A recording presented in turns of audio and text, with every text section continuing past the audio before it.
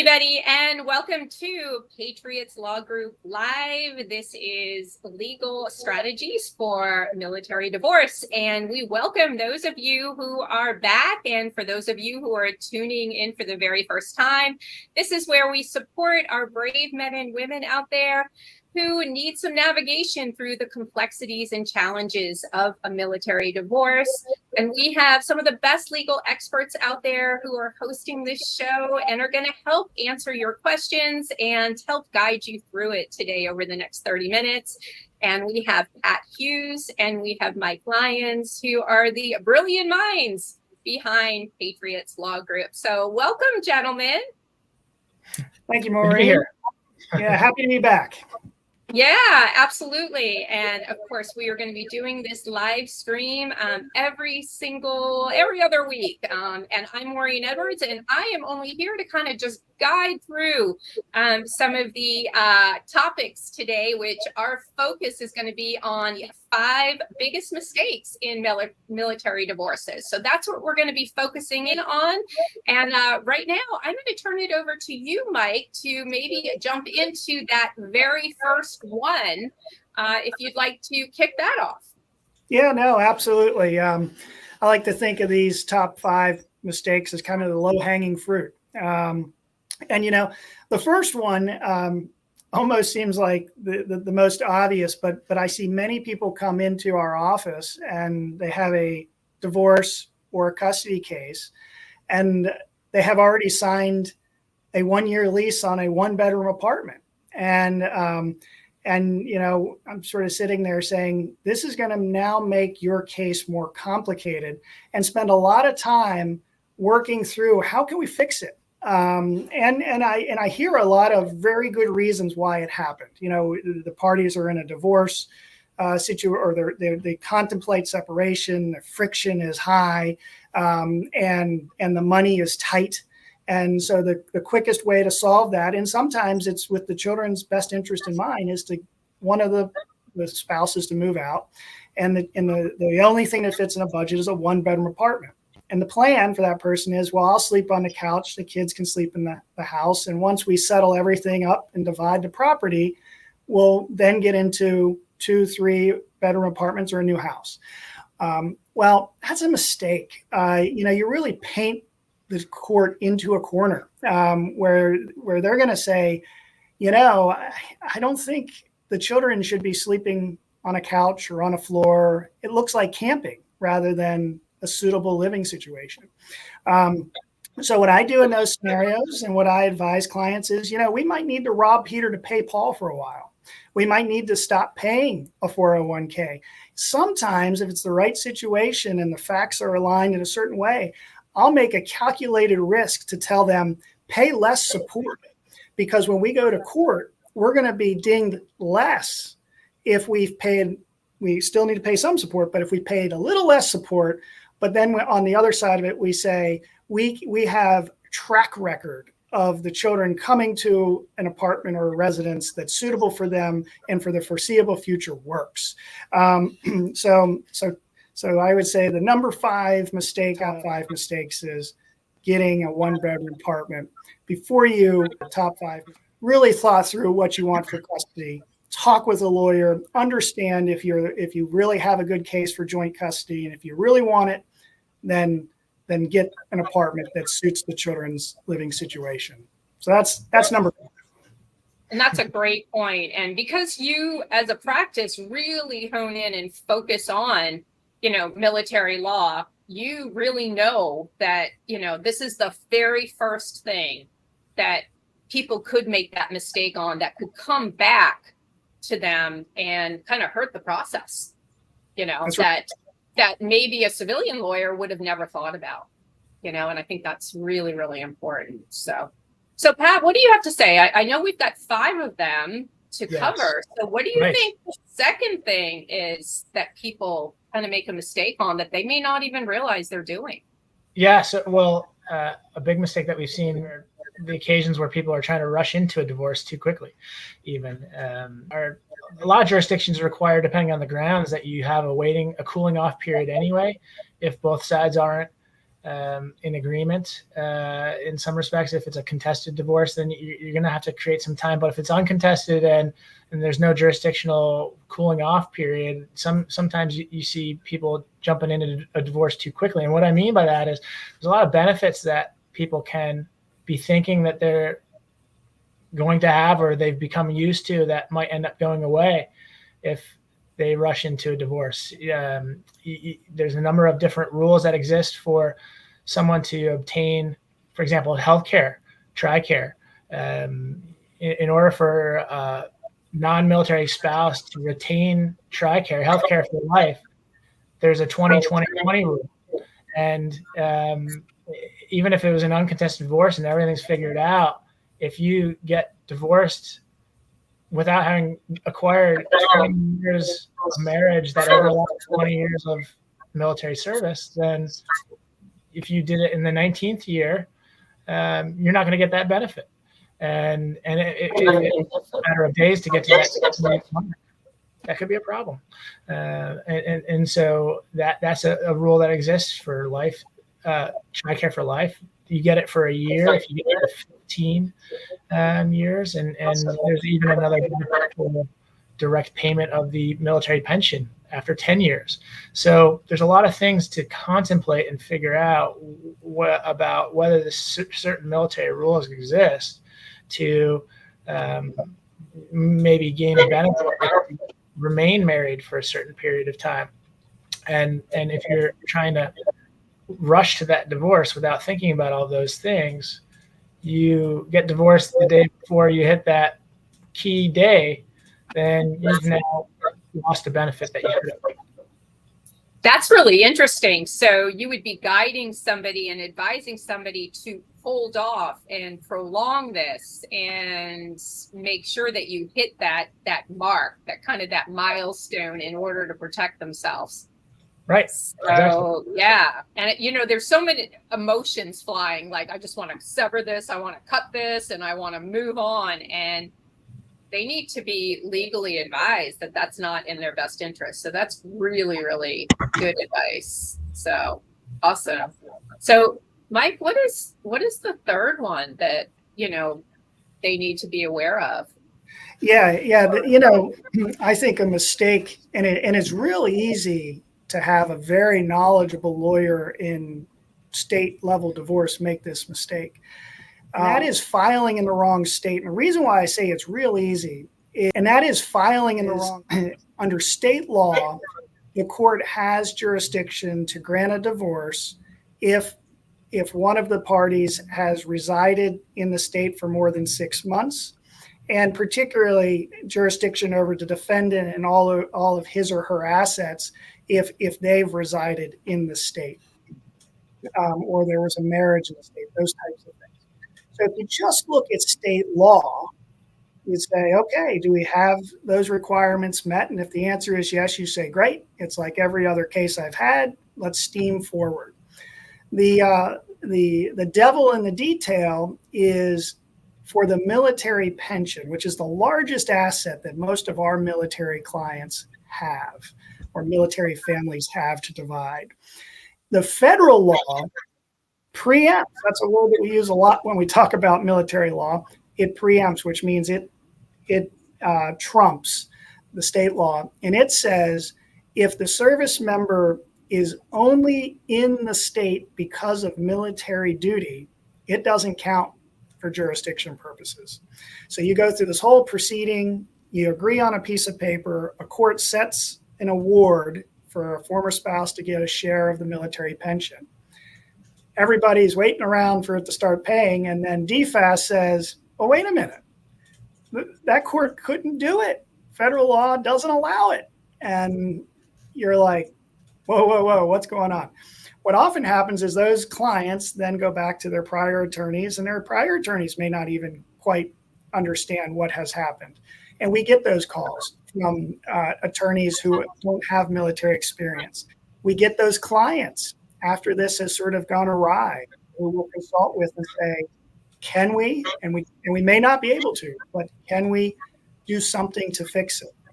And so, that's a mistake that It's easy to make. I would suggest to anybody viewing this who's currently in a divorce case that they ask their lawyer, how do we have jurisdiction over the military pension? You know, when military families move every 2 or 3 years, more likely than not, the jurisdiction where they are residing at the time of their divorce isn't the one that has default jurisdiction over the pension. There are a few ways that it can be obtained, but all of them require the service member's compliance. And so if you don't know what you're looking for, you might find you have a problem on your hands years later, and a big one. A way that you could give us actually an example of a client that you had where you had to fix this? Yeah, well, so the issue with this mistake is fixing it often requires going to the location where the service member was domiciled.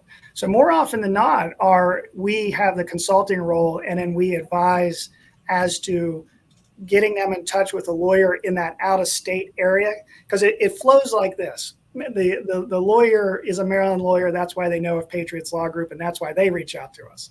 Or the client, it's a Maryland case, and that's why they reach out to Patriots Law Group, because they think we can fix it as Maryland or Virginia occasionally lawyers.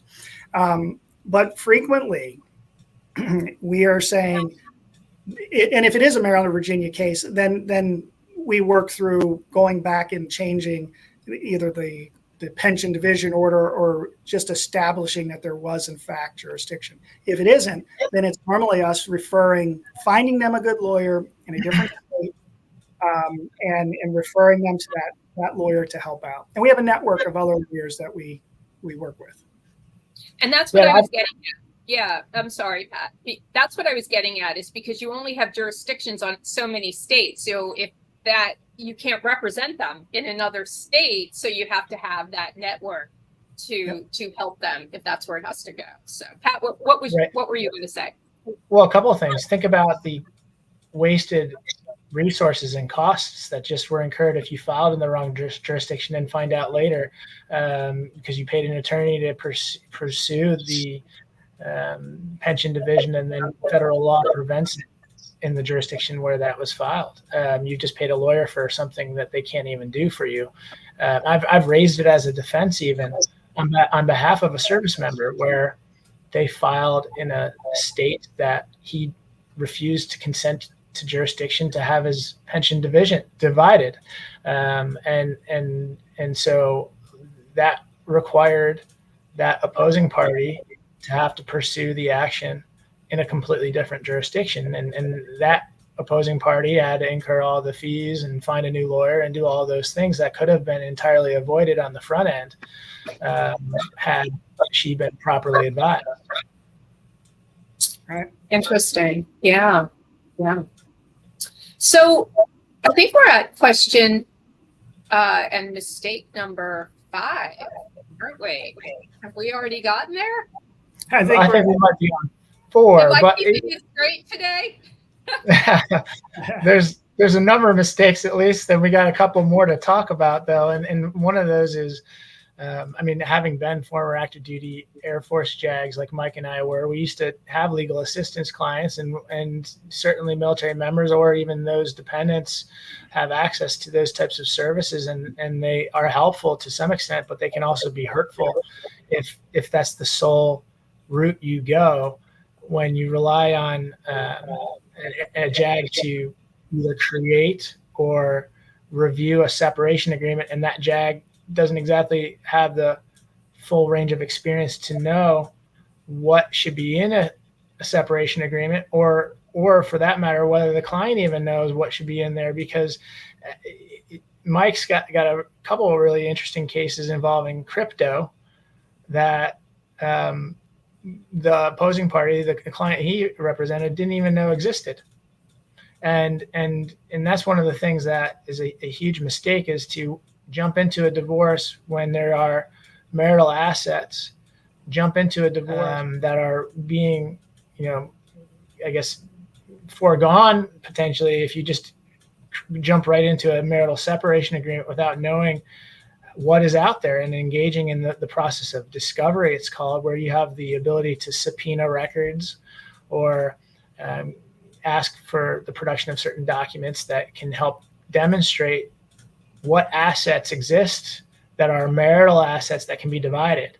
And in marriages where they're not married for a very long time and they're pursuing a divorce, or they're young and they lack income and significant resources, then that might make sense that you just go your own separate ways. But if you've been married for a long time, there's higher incomes involved, there's a very good chance that someone's acquired certain assets that the other side doesn't know about. And it doesn't mean that just because each person has their own checking account, for example, that those monies aren't considered marital and will be divided at the time of the divorce. They are marital. And just because you had your own bank account and another person had, and your spouse had a separate bank account, it still all gets pooled into the center to be divided. And if someone acquired these crypto assets, or they've been putting away a percentage of their income into their thrift savings plan for their employer, and they have these separate accounts in their own name, it's still accessible during the discovery process. It's still divisible at the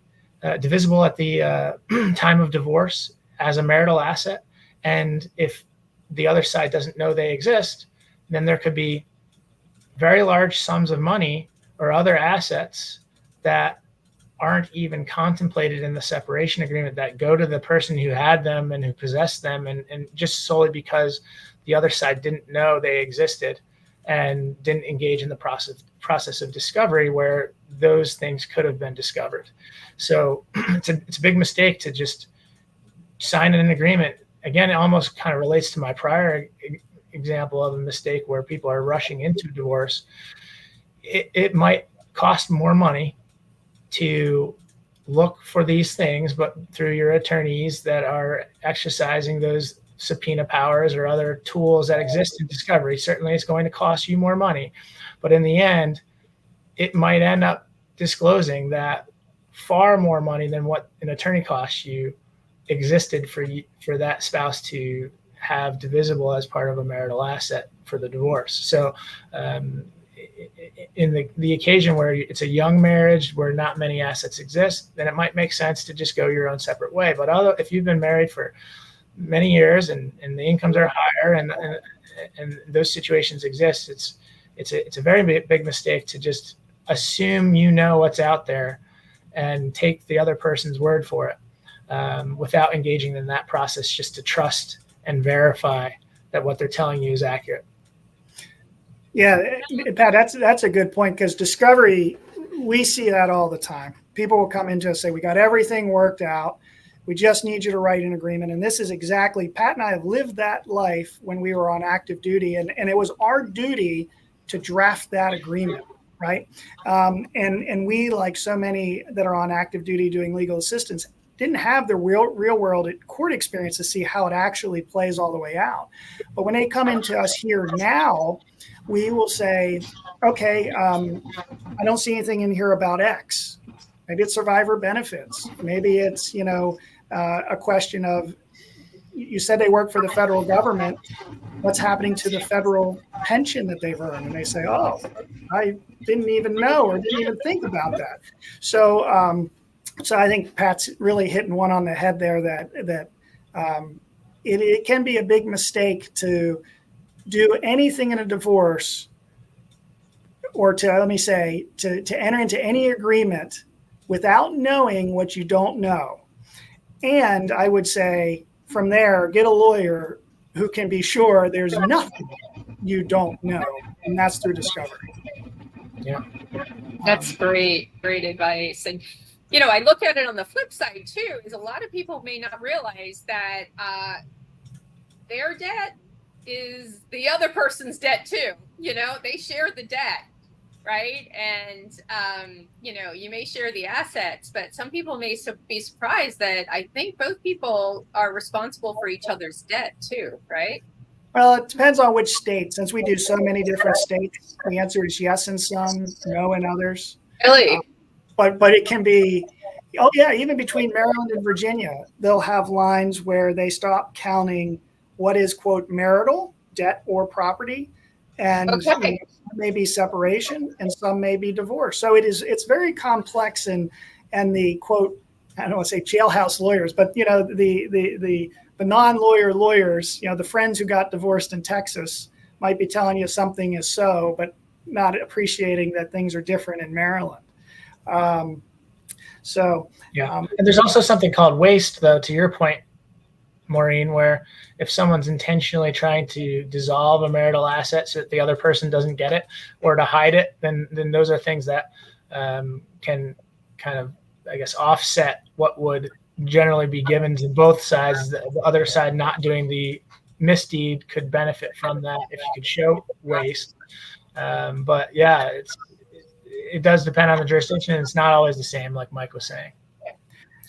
Divorce is so messy. It is one of the messiest things, and one of the hardest things people go through. And to be able to have attorneys help you navigate this process and dig deep into things that you don't think about, and the mistakes that could be made that could really make this even harder and impact your future. I mean, this is great information. And I know that you have collected some questions that are very, very common that clients or even potential clients will come in and ask you. And I know you compiled like the most common ones. Would you like to share the ones that people come in and say, all right, help me with this? Sure. Well, that's a pretty good segue, because the last mistake that I think we wanted to touch on, so we've been counting up to 5, but I actually think this is the number one biggest mistake to avoid, the hardest one or the easiest one to make a mistake about.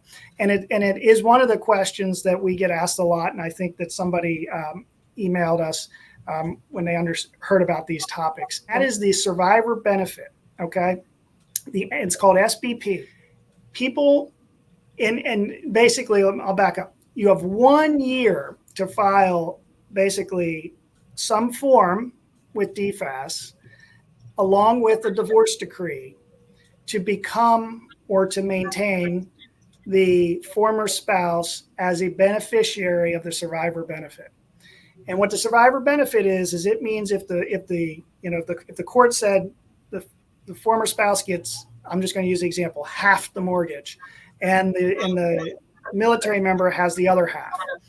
Well, if the military member dies first and there's no survivor benefit, the military pension dies with him or her, meaning the former spouse no longer gets payments. So this is a really, really big issue and a really big asset in a divorce case that people fight over, and they say, I want that, I need that. And they get it in agreements and they get it in court's orders, but then no one files anything with DFAS within that 1 year period. And it might be because retirement is 7 years away, so no one thinks about it. And so the biggest mistake that we really want to foot stomp for people is, if you have a military divorce case, be talking with your lawyer about how and when and who the survivor benefit election form, and it can only be done after the divorce, will be filed. And this lends itself now to the question that we get asked. I've had many consults, and that is, well, what do you do if it hasn't been? What do you do if somebody forgot? And this actually keeps me at night when we finish a divorce case, and I'm not the one handling it as the managing attorney. I'm always asking, have we done it? Did we do it? Because it's a really big number when you calculate this out as to the mistake. Pat worked through one, I believe, and in that case, the solution was we go to the court and we say, somebody's messed up and there's a contempt problem. So through the contempt procedures of the court, the other side get a life insurance policy. It might need to be $500, $750, $1 million in face value to make up for the mistake of the SBP. That's a monthly payment for the rest of probably the service member's life. But in other scenarios, if we write the agreement and we represent the service member, we're very smart and we'll write in there, this is the former spouse's obligation to file. So if the mistake isn't filed, there's no remedy, because the person who should have filed holds the burden of not filing. And in that case, it would be the former spouse. So there's a lot that goes on with the survivor benefits. To answer that question, oftentimes if there is a failure of survivor benefits and it's the fault of the service member, then it's the solution is to get a life insurance policy to basically pay out should he or she die. So I think that's probably the biggest question that we want to make sure we answered. Yeah, that's great. I'll add to that when there's already a retirement and the couple's still married at that point, and the SBP was contemplated and they're paying the premiums as spouse, husband and wife, if after that a divorce occurs, even though the non-military spouse has been designated as the beneficiary while they were married, parties often assume that circumstance, because that person has been designated as the beneficiary, will remain. And it's just not the case. You've started a new 1-year clock to identify the non-military spouse now as former spouse for DFAS's purposes, to recognize that the SBP will now go to the former spouse. So even if they are still designated by name, and DFAS has that, the fact that the divorce occurred basically creates a brand new status that needs to be informed to DFAS about through that divorce. And if it doesn't happen within a year, then that person will be foreclosed from receiving the SBP. And it's a huge landmine that so many attorneys out there don't know and don't handle properly, and then find themselves having committed malpractice because they fail to engage DFAS or assist their client in the way that they needed to. And I'll point out, Pat's actually been retained by attorney malpractice insurance companies to fix mistakes with SBP, and was successful on one of those cases. So, but it was one of those 1,000-yard shots. So I would say, Pat, you don't want to take that shot every day, right? Might hurt your average. Absolutely not. Yeah. It's So, best to avoid the landmine entirely. Yeah. Well, Pat and Mike, this has been a huge informative conversation for people out there who are experiencing a military divorce, and helping them through the 5 most common mistakes that they need to be aware of in order to help them. And it's also an incredibly informative opportunity for anybody who's in the legal profession right now to have an aha moment of things they need to be aware of to help assist their clients out there. So for today, I'm really going to encourage those out there who are in need of an attorney. Please reach out to Pat and Mike and the Patriots Law Group Live. The Patriots Law Group, who are here to assist you. And I hope that this live show has been informative for you. We are here every other week to bring a new topic for you. Next the other week, we will be back. Please visit patriotslawgroup.com for any other information. And again, we are on LinkedIn, we are on Facebook, we're on YouTube. Please go ahead and watch the replay if you missed some of this today. And we will see you with another informative topic. And we're out of here. Thanks, gentlemen.